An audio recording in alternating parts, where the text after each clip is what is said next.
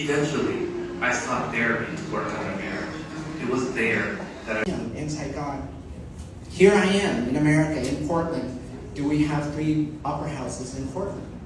So for people to forget that I came from a culture that was very rich, very strong, thousands of years of enduring lots of difficulty, and yet we were able to continue to move forward. And we were continue to be able to keep contributing to society. Portland. I consider myself a native. I've been here since I was 1 year old. Went to public school here, graduated from Portland State, went to Portland Community College. And my second and last question is, you said that you have a 4-step journey of healing. You talked about Oregon, and you talked about Laos. What are the other 2? So my next one is... Oh, sorry. Yeah, let me give you the mic. Why am I talking? Great question. So, Great question. Part 2 is supposed to be in Mexico. I used to live there. I speak Spanish as well. And I actually put it on pause because I've been self-funded, so I'm trying to find funders that want to help me. If not, I told the production company in Mexico that I will film next year in November. But the thing is, why I want to film this year is because I want to film, there's a scene there, which if you want, my movie has a lot of death ceremonies. I'm not anyone is familiar with it, but I've seen the movie Coco. It's called Dia de los Muertos. So I want to go honor my mom and dad there, but it's only November 1st and 2nd, and if I don't film it now, then I have to wait till next year.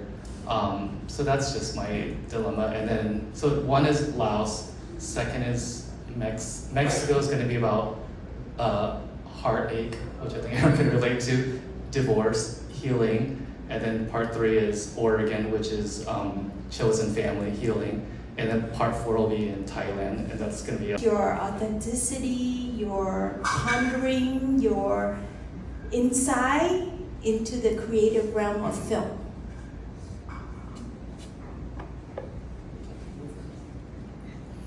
For me, again, I was going through a healing journey, and once I went to therapy for 5 years, and once I was able to heal myself, reconnect with my father, going through divorce, I wanted to show people, like especially Asia, Laos, Vietnam, Cambodia, Thailand, anyone actually, what life is like on the healing perspective, because I was living from a trauma-informed side, living in trauma the whole time of my life, coming from a refugee camp, my dad was in the war too during Vietnam, so all of that, and he had PTSD.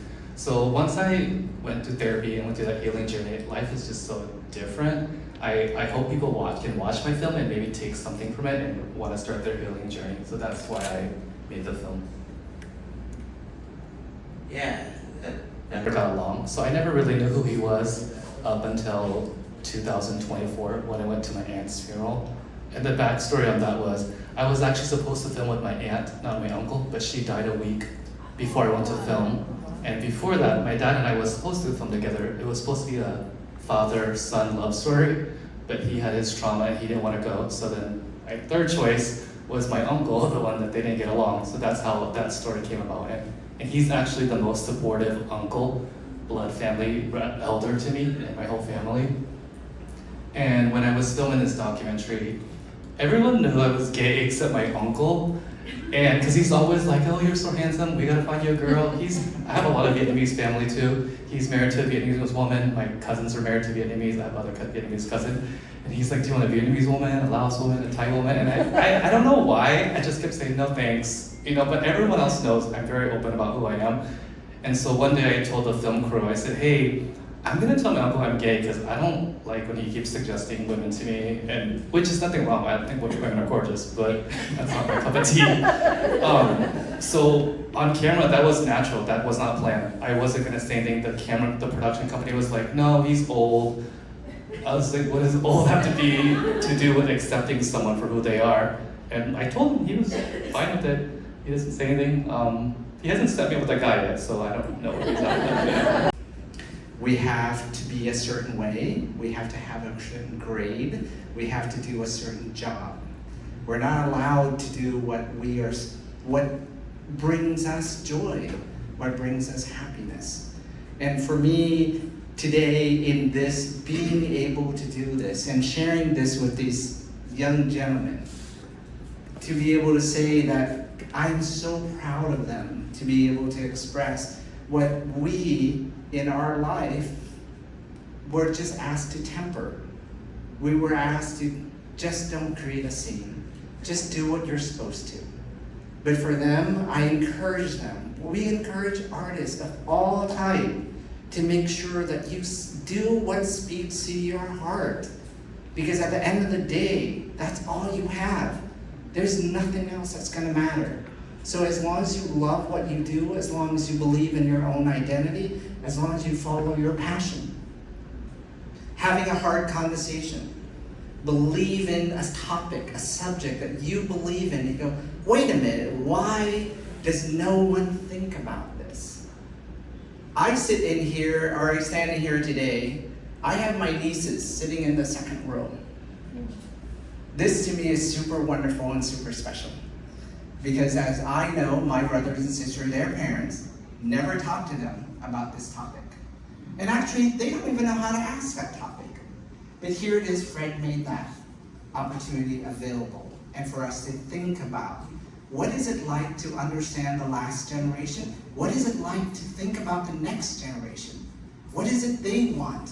What is it they do? Because in our belief system is this, I can't change the past. I can only live in the present. Because my present will create the future. And the future should be beautiful and bountiful and bright. Because I can be destructive, dark, and taking. But I don't want to do this. This is about sharing.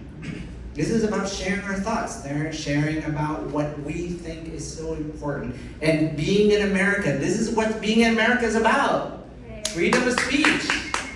Being able to do what we want to do. So, anyways. Again, I want to say thank you so much, everyone, for coming here. Thank you, Alan, again. Thank you, Fred, for sharing this moment with you. And I appreciate everyone. Thank you so much. Thank you. Good job, Lau.